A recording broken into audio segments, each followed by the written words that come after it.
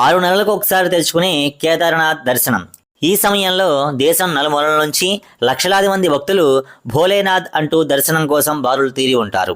ఈ కేదార్నాథ్ యాత్ర ఒక సాహస యాత్ర అని చెప్పుకోవచ్చు.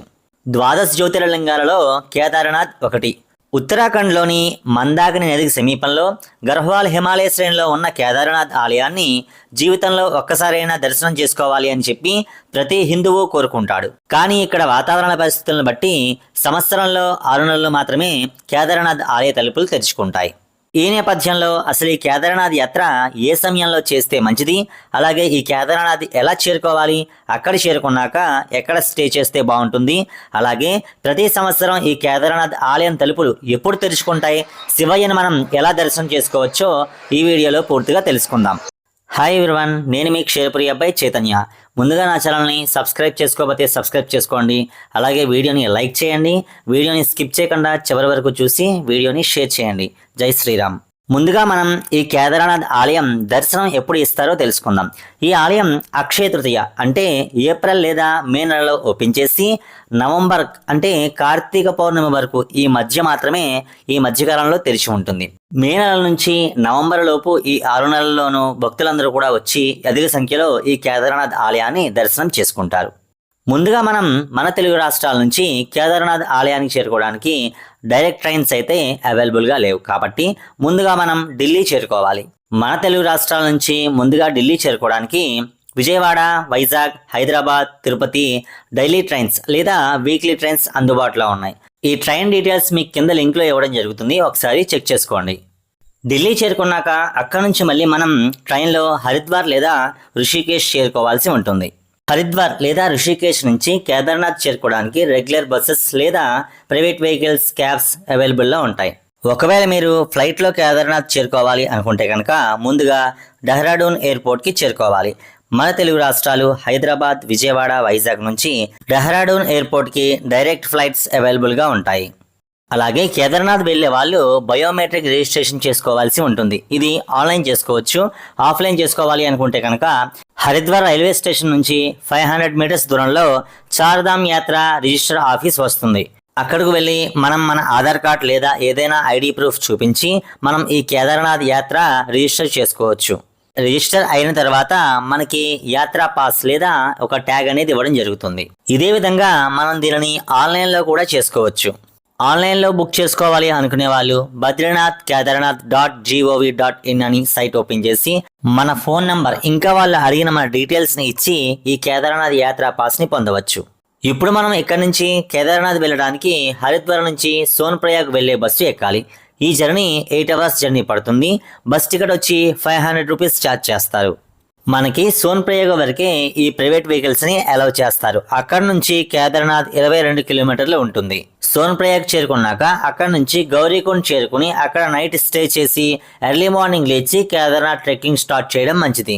సోన్ప్రయాగ్ చేరుకున్నాక అక్కడ నుంచి గౌరీకుండ్ వెళ్ళటానికి 6 కిలోమీటర్స్ దూరం ఉంటుంది. అక్కడ నుంచి మనకి జీప్స్ అవైలబుల్లో ఉంటాయి. అలాగే నైట్ స్టే చేయడానికి మనం సోన్ప్రయాగ్లో కానీ అలాగే గౌరీకుండ్లో కానీ స్టే చేయొచ్చు. గౌరీకుండ్లో అయితే మనకి నైట్ స్టే చేయడానికి ఆన్లైన్లో కూడా రూమ్స్ని బుక్ చేసుకోవచ్చు. అలాగే సోన్ప్రయాగ్ మరియు గౌరీకుండ్లో టెంట్స్ అవైలబుల్లో ఉంటాయి, కానీ వీటికి ఆన్లైన్ బుకింగ్ ఉండదు. అక్కడికి వెళ్ళాక మనం బుక్ చేసుకోవాలి. నైట్ అక్కడ స్టే చేసి ఉదయాన్నే లేచి గౌరీకుండ్ నుంచి కేదార్నాథ్కి ట్రెక్కింగ్ స్టార్ట్ చేసుకోవాలి. ఇది 16 కిలోమీటర్స్ ఉంటుంది. గౌరీకుండ్ నుంచి కేదార్నాథ్ చేరుకోవడానికి కనీసం 6 గంటల సమయం పడుతుంది. ఇక్కడ విచిత్రం ఏమిటంటే గౌరీకుండ్ దగ్గర ఒక రివర్ ఉంటుంది. ఎప్పుడు ఆ వాటర్ -డిగ్రీలో చాలా చల్లగా గడ్డగట్టుకుపోతాం ఏమిటో అన్నట్టుగా ఉంటుంది. కానీ పక్కన మనకి ఒక కుండు కనిపిస్తుంది. ఇందులో వాటర్ మాత్రం హీట్గా వస్తుంది. అలా ఎందుకు జరుగుతుందో ఎవరికీ తెలియదు.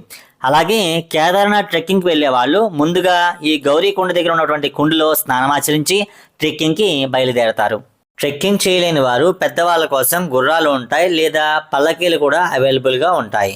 అలాగే ట్రెక్కింగ్ చేయలేని వాళ్ళు సోన్ప్రయాగ్ నుంచి కేదార్నాథ్ చేరుకోవడానికి హెలికాప్టర్లో వెళ్ళాలి అనుకుంటే సోన్ప్రయాగ్కి దగ్గరలోనే ఫటా అనే ప్రదేశంలో హెలికాప్టర్స్ అవైలబుల్లో ఉంటాయి. దీని కాస్ట్ వచ్చేసి 2500 నుంచి 3000 ఉండొచ్చు. గౌరీకుండ్ నుండి కేదార్నాథ్ వరకు 16 కిలోమీటర్లు ఈ ట్రెక్కింగ్ సాగుతుంది. ఈ ట్రెక్ సాధారణంగా ఒక వ్యక్తి యొక్క శారీరక దృఢత్వం మరియు వాతావరణ పరిస్థితులపై ఆధారపడి ఉంటుంది కాబట్టి 6 నుంచి 8 గంటల సమయం పడుతుంది. మార్గం మధ్యలో చాలా సుందరమైన, ఆధ్యాత్మికంగా సంతృప్తికరంగా ఉంటుంది. అవసరమైన సౌకర్యాలు ఉంటాయి. అలాగే మధ్య మధ్యలో హల్టులు కూడా ఉన్నాయి. ప్రతి 4 కిలోమీటర్లకి మధ్యలో ఒక హల్ట్ అనేది ఏర్పాటు చేయడం జరిగింది. ముందుగా గౌరీకొండ నుంచి జంగిల్ చట్టీకి 4 కిలోమీటర్స్ దూరం ఉంటుంది. జంగిల్ చట్టీ నుంచి భీంబాలికి 3 కిలోమీటర్స్, అలాగే భీంబాలి నుంచి లించౌలికి 4 కిలోమీటర్స్ ఉంటుంది. మధ్యలో మనకి ఎత్తైన ప్రాంతాలతో పాటు మందాకిని నది యొక్క అందాలు, ఉత్కంఠభరితమైన దృశ్యాలు మనకు కనిపిస్తూ ఉంటాయి. ఆ తర్వాత లించౌలి నుంచి కేదార్నాథ్ బేస్ క్యాంప్కి 4 కిలోమీటర్స్లో మనం చేరుకుంటాం. కేదార్నాథ్ బేస్ క్యాంప్కి చేరుకున్న తర్వాత డైరెక్ట్గా కేదార్నాథ్ దేవాలయానికి 1 కిలోమీటర్స్ దూరం ఉంటుంది. ఈ మధ్యలో హల్ట్లలో ప్రతి చోట కూడా మనకి విశ్రాంతి గదులు ఉంటాయి, వైఫై కలెక్షన్ ఉంటుంది, అలాగే ఉచిత వైద్య సేవలు కూడా అందుబాటులో ఉంటాయి. ఈ కేదార్నాథ్ యాత్ర ట్రెక్కింగ్ ఎంత ఆనందంగా, ఎంత ఇంట్రెస్టింగ్గా ఉంటుందో అంతే ప్రమాదకరంగా కూడా ఉంటుంది. ఎవరికైనా హార్ట్ అటాక్ లేదా బ్రీతింగ్ ప్రాబ్లం, ఆస్మా ఉన్న వాళ్ళు ఖచ్చితంగా ఈ ట్రెక్కింగ్ కాకుండా గుర్రాల మీద కానీ లేదా హెలికాప్టర్ మీద కానీ వెళ్ళడం మంచిది. అలాగే టెంపుల్ దగ్గరికి చేరుకున్నాక ఈవినింగ్ టైం అయితే స్వామివారికి హారతి ఇస్తారు. ఖచ్చితంగా ఎవరు ఆ హారతిని మిస్ అవ్వద్దు. చాలా అంటే చాలా బాగుంటుంది.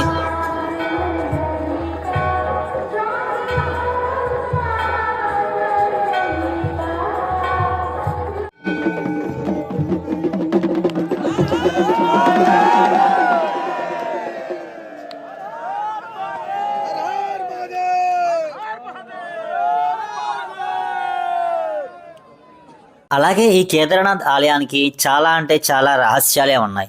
ఈ కేదార్నాథ్ ఆలయం సముద్ర మట్టానికి 3584 మీటర్ల ఎత్తులో ఉంటుంది. మందాకిని నది పైభాగంలో మంచుతో కప్పిన కొండల మధ్య చాలా అందంగా, సుందరంగా కనిపిస్తూ ఉంటుంది. ఈ ఆలయ రహస్యాలు, అలాగే ఈ ఆలయం యొక్క విశిష్టత వీడియోతో, ఒక మంచి వీడియోతో త్వరలోనే మీ ముందుకైతే వస్తాను. మీకు ఈ ఇన్ఫర్మేషన్ నచ్చినట్లయితే వీడియోని లైక్ చేయండి, ఓ 10 మందికి షేర్ చేయండి. ఇంతవరకు నా ఛానల్ని సబ్స్క్రైబ్ చేసుకోకపోతే సబ్స్క్రైబ్ చేసుకోండి. కింద ఉన్న బెల్ ఐకాన్ని క్లిక్ చేయండి. జై శ్రీరామ్.